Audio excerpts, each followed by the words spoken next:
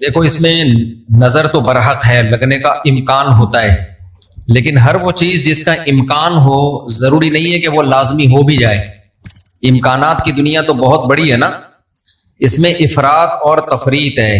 کچھ لوگ تو ایسے ہیں جو نظر کے وجود ہی کو نہیں مانتے، وہ کہتے ہیں نظر سرے سے لگتی ہی نہیں ہے، اور کچھ لوگ کہتے ہیں ایسے ہیں کہ اس میں بہت مبالغہ کرتے ہیں، ان کو ہر وقت لگ رہی ہوتی ہے ان کے رائے کے مطابق کہ اس کو لگ گئی، اس کو لگ گئی، اس کو لگ گئی، یہی چلتا رہتا ہے پروگرام۔ تو نہ اس میں وہمی بننے کی ضرورت ہے اور نہ نظر کا انکار کرنا جائز ہے ہمارے لیے۔ جو لوگ نظر کا انکار کرتے ہیں نا، وہ ہیں سیکولر لوگ، لبرل لوگ، جو شریعت کو نہیں مانتے۔ وہ کہتے ہیں اس کی کیا دلیل ہے؟ بھائی ہمارے پاس دلائل، مشاہدہ بھی دلیل ہوتی ہے، لیکن وحی خود دلیل ہے ہماری نظر میں۔ وحی جب نبی صلی اللہ علیہ وسلم نے بتا دیا کہ العین حق، نظر برحق ہے، تو ہمارے لیے یہ بھی ایک دلیل ہے۔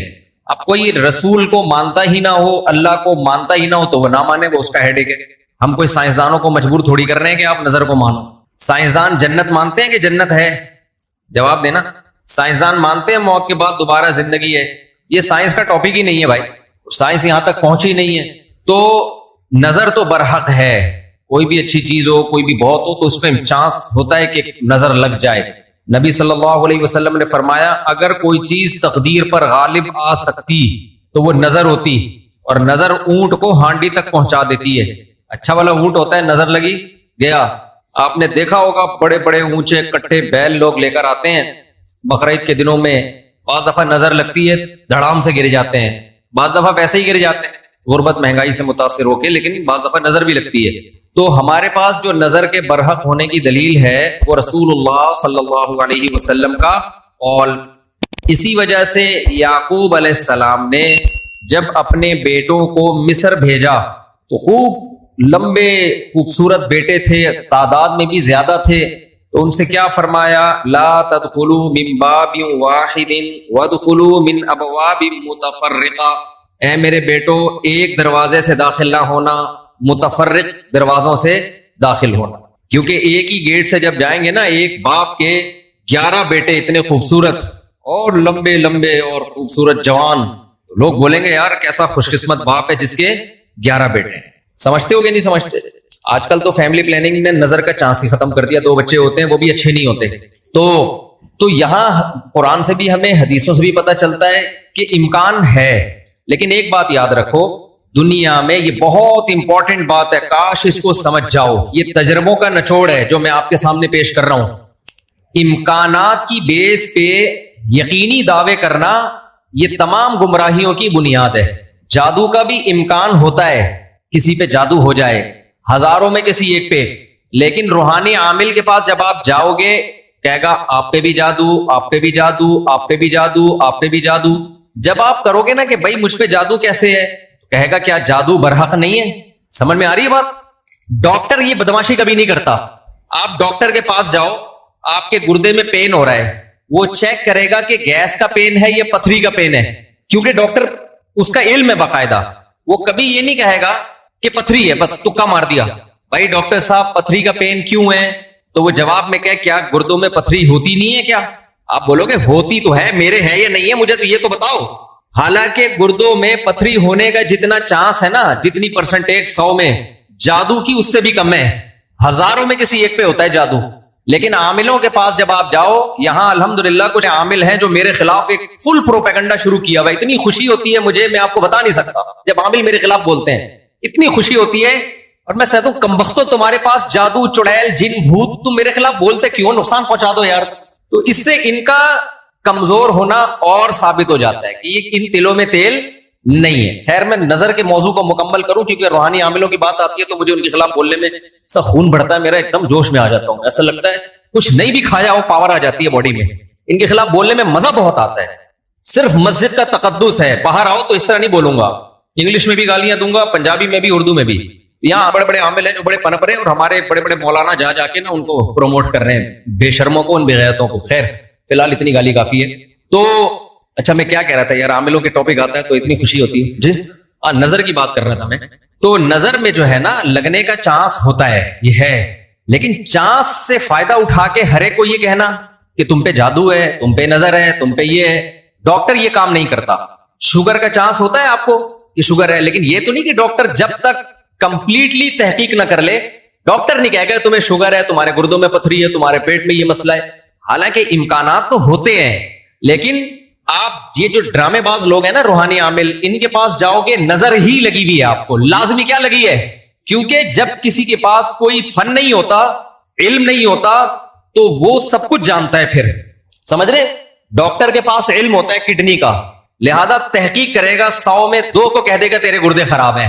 عاملوں کے پاس چونکہ جن چڑیل بھوت کا علم ہوتا ہی نہیں ہے, لہذا ہر ایک پر جن بھی ہے, چڑیل بھی ہے, اور بھوت بھی ہے, اور نظر بھی ہے, اور موکل بھی ہیں, اور حمزات بھی ہیں, اور پتہ نہیں کیا کیا ہے, ڈرامے بازی. سمجھتے ہو؟ جب ان کو بولو کہ کیا دلیل ہے, تو بھائی امکانات کی دنیا میں امکان کہ فلانے پہ لگ گئی تھی, فلاں پہ لگ گئی تھی, تو خوب سمجھ لو امکانات کی بیس پہ یہ کہنا کہ ابھی دیکھو ایک مولانا صاحب کا کلپ آیا, انہوں نے کہا کہ نبی صلی اللہ علیہ وسلم نے فرمایا کہ ہر بیماری کی دوا اللہ نے رکھی ہے دنیا میں. یہ صحیح حدیث ہے. پھر انہوں نے ایک دوا بتائی کہ یہ شوگر کی بہترین دوا ہے. بھائی آپ ڈاکٹر ہو, آپ سائنٹسٹ ہو, کہہ رہے میں نے یہ کہیں سے نکالی ہے. ڈاکٹر کہہ رہے ہیں شوگر ایک اسٹیج پہ پہنچنے کے بعد لا علاج ہے, یہی کہتے ہیں نا ڈاکٹر. بھائی شوگر ایک اسٹیج پہ پہنچ جائے تو وہ کیا ہو جاتی ہے, اب ٹھیک نہیں ہو سکتی, کنٹرول کرنی پڑے گی, لبلبا ٹھیک نہیں ہوگا آپ کا. لیکن انہوں نے کہا کہ دیکھو ہر بیماری کی اللہ نے شفا پیدا کی ہے, تو یہ میڈیسن, یہ کوئی دیسی نسخہ ہے, یہ شوگر ٹھیک کر دے گا. اب دلیل کیا دے رہے ہیں؟ ہر بیماری کی اللہ نے دوا پیدا کی, یقیناً کی ہے, لیکن کیا وہ آپ کو معلوم ہے؟ کیا وہ دوا یہ ہے جو آپ پیش کر رہے ہیں؟ اس کی کیا دلیل ہے؟ بھائی بہت ساری دوائیں لوگوں کو معلوم نہیں ہے. تو اب یہ سمجھے کہ 2 انتہائی میں جلدی سے کمپلیٹ کروں اس موضوع کو, کہ نظر لگنے کا چانس ہوتا ہے, لیکن یہ نہیں ہے کہ جو بھی کوئی اچھی چیز ہوگی, کچھ بھی ہو جائے, اس کو نظر ہی لگی ہے. تو یہ وہم کی دنیا سے باہر نکلنا چاہیے.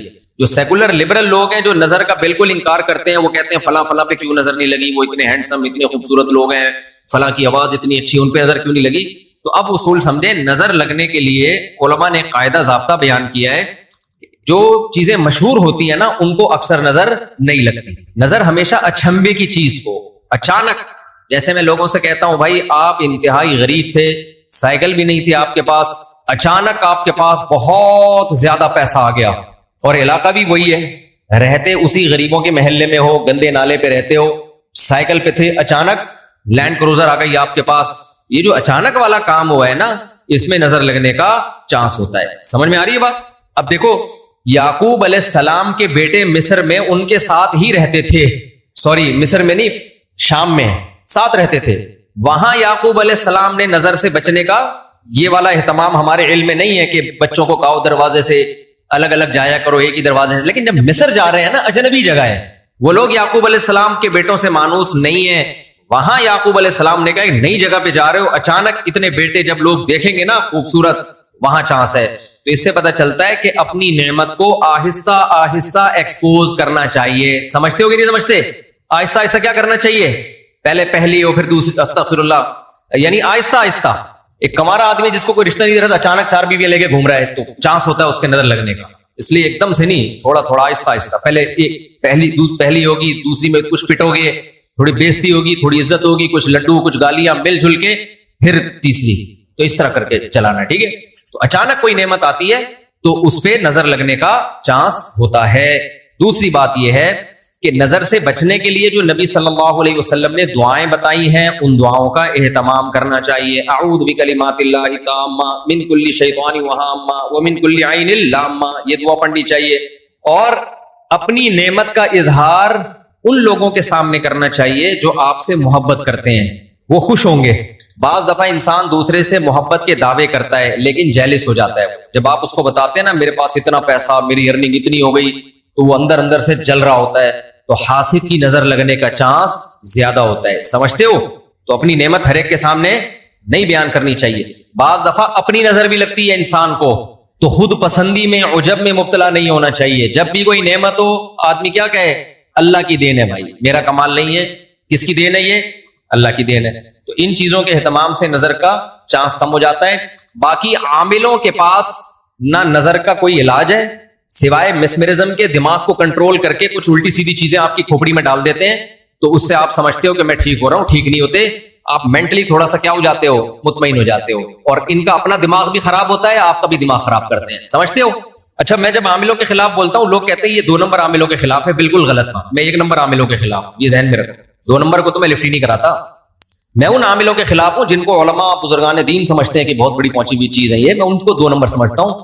یہ کخ بھی نہیں کر سکتے, سمجھتے ہو, یہ کچھ بھی نہیں کر سکتے, چاہے امریکہ میں ہو, چاہے جاپان میں ہو, چاہے پاکستان میں ہو, چاہے کراچی میں ہو, چاہے پنجاب میں ہو, سب ایک جیسے ہیں. اس لیے اپنے آپ کو بچاؤ ان فضول لوگوں سے.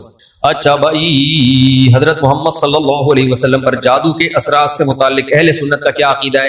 نبی پر جادو ہوا تھا, بخاری مسلم سے ثابت ہے, لیکن ہوا کیوں تھا؟ آپ کہیں گے نا, ایک طرف تو آپ کہہ رہے ہیں جادو اتنی آسان نہیں ہے, ہزاروں میں کسی ایک پہ, تو پیغمبر پہ ہو گیا. دیکھو, کچھ چیزیں نبی صلی اللہ علیہ وسلم کے ساتھ ایسی ہوئی ہیں جن میں کوئی حکمت تھی. یہودی آپ کو جادوگر کہتے تھے, جادوگر جادوگر. اللہ نے تھوڑا سا اثر ہونے دیا تاکہ یہودیوں کو الزام لگانے کا موقع نہ ملے. جادوگروں پہ جادو کا اثر نہیں ہوتا, تو تھوڑا سا اثر اللہ نے ہونے دے دیا. اتنا اثر کہ آپ کبھی کبھار بھولنے لگے کچھ چیزیں, کچھ کام کیا ہوتا آپ کو یاد نہ ہوتا. اس سے زیادہ اثر نہیں ہوا آپ کے اوپر. اور یہ اثر اس لیے اللہ نے ڈالا تاکہ لوگوں کو یقین آ جائے آپ بشریت میں کامل ہیں اور آپ جادوگر نہیں ہیں. اصل مقصد یہ الزام کی نفی تھی. اگر یہ اتنا آسان ہوتا تو ابو بکر پہ کیوں نہیں ہو گیا میرے بھائی, حضرت عمر پہ کیوں نہیں ہو گیا, حضرت عثمان پہ کیوں نہیں ہو گیا, سیدنا علی پہ کیوں نہیں ہو گیا؟ یہ تو ایک تماشا بنا لیتے لوگ. فرعون کے موسیٰ علیہ السلام کے مقابلے میں جادوگر آئے ہیں. آپ لوگ کو آواز صحیح آ رہی ہے؟ گونج تو نہیں رہی ہے آواز؟ مجھے تو گونج رہی ہے آواز. بھائی, موسیٰ علیہ السلام کے مقابلے میں جادوگر آئے. قرآن کہتا ہے یخیل الیہ من سحرہم انہا تسعی. جادوگروں نے دماغ کو ایسا کیپچر کیا ہے کہ دیکھنے میں ایسا لگا کہ یہ لاٹھیاں نہیں بلکہ سانپ ہیں. حقیقت میں وہ لاٹھیاں سانپ نہیں بنی تھی, دماغ میں کچھ انہوں نے ایسا کیا ہے نا کہ یخیل, خیال پیدا ہوا کہ یہ لاٹھیاں نہیں بلکہ کیا ہے, سانپ. دیکھو, انبیاء کے دماغ کو ایسے کیپچر نہیں کیا جا سکتا, لیکن اللہ نے یہاں ہونے دیا. موسیٰ علیہ السلام کو بھی ایسا لگا کہ یہ لاٹھیاں نہیں بلکہ کیا ہے, سانپ ہیں. اس میں حکمت تھی نا, تاکہ مقابلہ تو ہو. اب سوال پیدا ہوتا ہے, جب موسیٰ علیہ السلام مقابلہ جیت گئے, فرعون نے دھمکی دی جادوگروں کے کہ تمہارے ہاتھ پاؤں کاٹ کے میں قتل کر دوں گا, تو جادوگر وہی رسیاں دوبارہ فرعون کی طرف پھینک دیتے کہ تو قتل کر کے دکھا ہمیں. کیا خیال ہے بھائی؟ یا فرعون پہ جادو کر دیتے. ہوا جادو فرعون پہ؟ بولتے کیوں نہیں, مجھے تو لگ رہا ہے آپ لوگ پہ ہو گیا. نہیں ہوا نا فرعون پہ جادو. بھائی, جادوگر ہزاروں جادوگر تھے, سینکڑوں تو تھے ہی. انہوں نے سوچا کہ یار تو ہمیں دھمکی دے رہا ہے, انتر منتر کلی کل انتر ہو جا منتر چھو, یوں کرتے فرعون ٹیڑھا ہو جاتا. فرعون کی ساس کو کچھ چیزیں سکھا دیتے. کیا خیال ہے؟ جٹھانی فرعون کی زوجہ جو تھی حضرت آسیہ رضی اللہ عنہا, ان کو کہہ دیتے کہ تم اپنی ساس سے کچھ کروا دو یا جٹھانی سے, وغیرہ وغیرہ جو بھی ہے. تو ایسا نہیں ہوتا بھائی. فرعون نے دھمکی دی اور ہاتھ پاؤں کاٹ کے ان سب کو شہید کر دیا. کچھ بھی نہیں ہو سکا. ایسا نہیں ہوتا. جادوگروں کو ایک ماحول چاہیے, اسی میں وہ سب کچھ کرتے ہیں. تو یہ ہم سے زیادہ کمزور ہوتے ہیں, ان سے ڈرنے کی بالکل ضرورت نہیں ہے. دنیا میں سب سے کم اگر ڈرو نا تو عاملوں سے اور جادوگروں سے سب سے کم ڈرا کرو. جیسے کہ پولیس والے ان سے بالکل بھی نہیں ڈرتے. اکثر آپ نے دیکھا ہوگا ریڈ پڑتی ہے نا پولیس والوں کی عاملوں کے پاس, تو پولیس والے جاتے ہیں, پولیس میں جو گٹکا کھانے والا ہے نا وہ اٹھا کے لے آتا ہے عامل کو, تھانے میں بند کر دیتا ہے. عامل اس کا کچھ بھی نہیں بگاڑ سکتا. سوچو, جو عامل ایک گٹکا کھانے والے پولیس والے کے سامنے کچھ نہیں کر سکتا, وہ اس عامل کی پوری ٹیم کو اٹھا کے لاک اپ کر دیتے ہیں یہ لوگ. وہ سنگدل محبوب تمہارے قدموں میں کہاں سے لا سکتا ہے؟ وہ سنگدل محبوب تمہارے قدموں میں کہاں سے لا سکتا؟ تو یہ دنیا کے سب سے کمزور, سب سے ضعیف قوم روحانی عامل ہوتے ہیں, لیکن دماغ کا کھیل ہے سارا. تو لوگ ان سے ڈر رہے ہوتے ہیں. نہیں ڈرو تو آپ طاقتور ہو, سمجھتے ہو. آج مجھے ایسا لگ رہا ہے گلوکوز کی 3 بوتلیں چڑھا لی میں نے. عاملوں کے خلاف بولتا ہوں کیونکہ عامل میرے خلاف بہت سرگرم ہو گئے ہیں آج کل. ابھی علماء کا ایک وفد گیا کسی عامل کے پاس, وہ وفد پہلے میرے پاس آیا, گپ شپ ہوئی, بیٹھے, میں نے ان کو رات کو کھانے کی دعوت دی. انہوں نے کسی سے ملنے جا رہے تھے, مجھے نہیں پتا کسی عامل کے پاس گئے. اس عامل نے میرے خلاف اتنا بولا کہ انہوں نے میری دعوت ہی کینسل کر دی کہ یار یہ مفتی صاحب تو 2 نمبر ہے معاذ اللہ. انہوں نے اپنی طرف سے اس عامل کی باتوں میں آ کے, تو جب انہوں نے کسی نے مجھے بتایا, میں نے کہا اچھا ہے, اللہ نے تمہاری قسمت میں یہ عامل رکھے ہوئے ہیں, تم جیسے فضول لوگوں سے اللہ نے مجھے نجات دے دی, تاکہ میرا کھانا تمیز والے عقل مند لوگ کھائیں. جو عاملوں سے متاثر ہو تو اس بیچارے کا مینٹل لیول کیا ہوگا آپ سوچو. میں نے کہا میں ایسے مولویوں کی بالکل بھی ضرورت نہیں ہے جن کا مینٹل لیول یہ ہے کہ چڑیل بھوت بھگانے والوں سے متاثر ہو کے آتے ہیں. یہ تو مینٹل لیول ہے آپ دلائل سے کی بجائے ان لوگوں سے متاثر ہوتے ہیں.